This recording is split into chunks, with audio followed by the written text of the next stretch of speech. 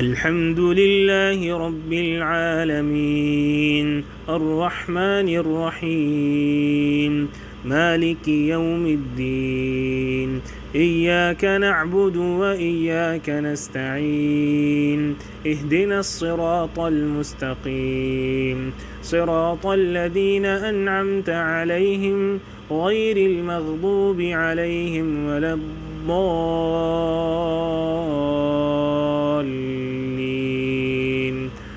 آمين.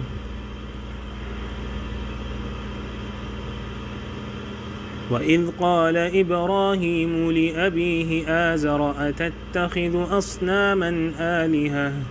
إني أراك وقومك في ضلال مبين وكذلك نري إبراهيم ملكوت السماوات والأرض وليكون من الموقنين فلما جن عليه الليل رأى كوكبا قال هذا ربي فلما أفل قال لا أحب الآفلين فلما رأى القمر بازغا قال هذا ربي فلما أفل قال لئن لم يهدني ربي لأكونن من القوم الضالين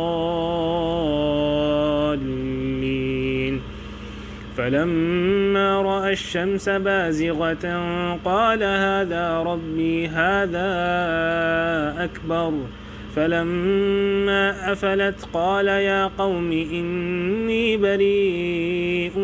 مما تشركون إني وجهت وجهي للذي فطر السماوات والأرض حنيفا وما أنا من المشركين وحاجه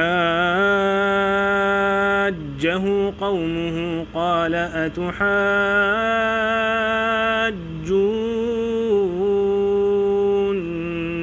في الله وقد هدان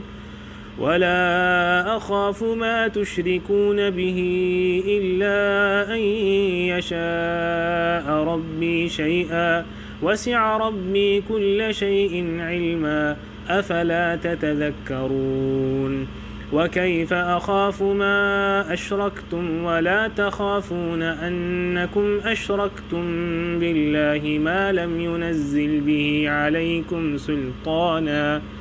فأي الفريقين أحق بالأمن إن كنتم تعلمون الذين آمنوا ولم يلبسوا إيمانهم بظلم أولئك لهم الأمن وهم مهتدون.